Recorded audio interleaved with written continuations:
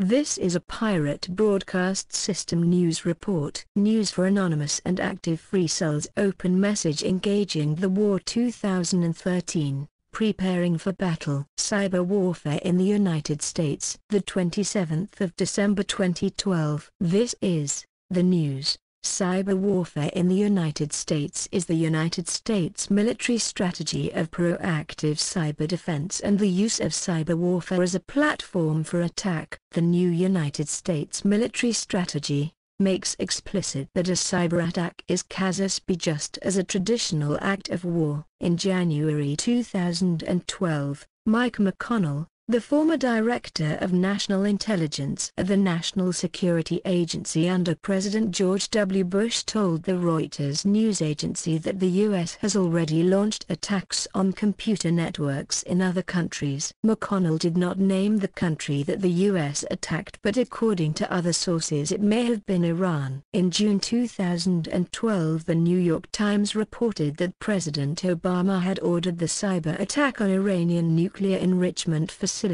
In August 2010, the U.S. for the first time warned publicly about the Chinese military's use of civilian computer experts in clandestine cyber attacks aimed at American companies and government agencies. The Pentagon also pointed to an alleged China-based computer spying network dubbed GhostNet that was revealed in a research report last year. The Pentagon stated, "The People's Liberation Army is using information warfare units to develop viruses to attack enemy computer systems and networks, and those units include civilian computer professionals." Commander Bob Mell will monitor the PLA's build-up of its cyber warfare capabilities and will continue to develop capabilities to counter any potential threat. The United States Department of Defense sees the use of computers and the Internet to conduct warfare in cyberspace as a threat to national security. The United States Joint Forces Command describes some of its attributes.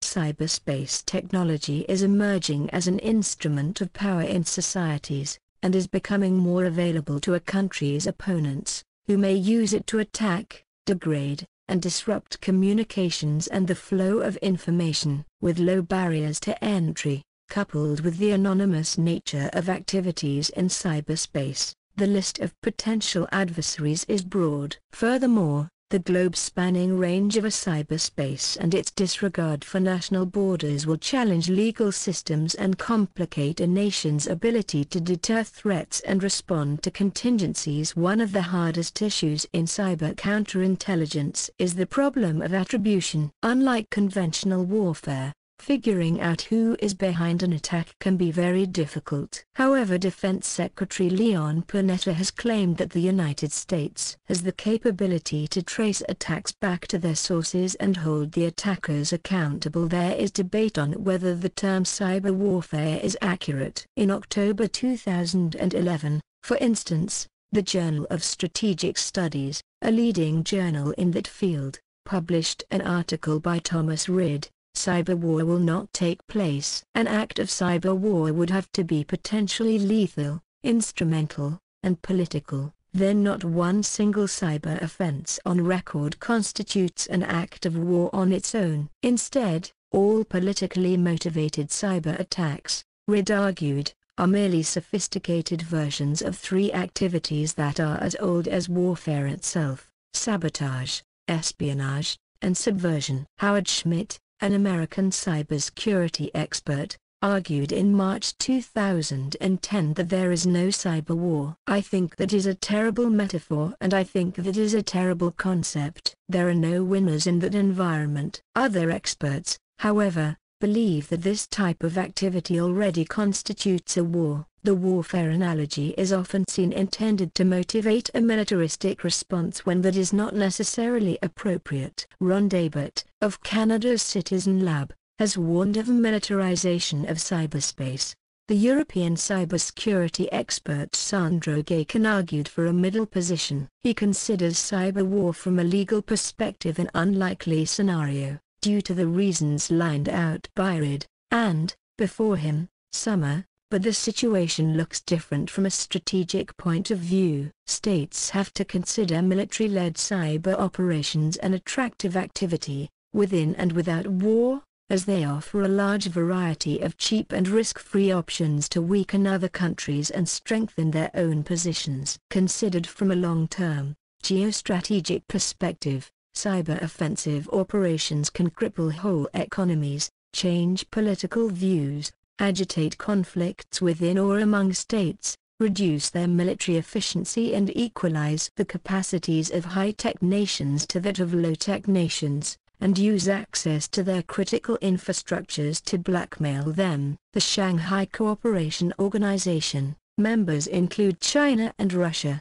defines cyber war to include dissemination of information harmful to the spiritual, moral and cultural spheres of other states. In September 2011, these countries proposed to the UN Secretary-General a document called International Code of Conduct for Information Security. The approach was not endorsed by Western countries as it entailed too many hints on political censorship of the Internet. In contrast, the United States' approach focuses on physical and economic damage and injury, putting political concerns under freedom of speech. This difference of opinion has led to reluctance in the West to pursue global cyber arms control agreements. However, American General Keith B. Alexander did endorse talks with Russia over a proposal to limit military attacks in cyberspace. A Ukrainian professor of international law, Alexander Meritsko, has developed a project called the International Convention on Prohibition of Cyber War in Internet.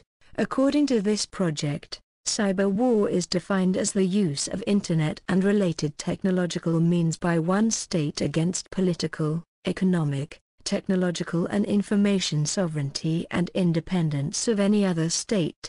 Professor Meritsko's project suggests that the Internet ought to remain free from warfare tactics and be treated as an international landmark. He states that the Internet, cyberspace, is a common heritage of mankind. However, the US is trying to break down the Internet activists group Anonymous, but called in several statements to the public Anonymous as a cyber-terrorist organization, and should be treated as so. Cyberspace will become our main front in both irregular and traditional conflicts. Enemies in cyberspace will include both states and non-states and will range from the unsophisticated amateur to highly trained professional hackers. Through cyberspace, enemies will target industry, academia, government, as well as the military in the air, land, maritime, and space domains. In much the same way that ERPA transformed the battlefield of World War II,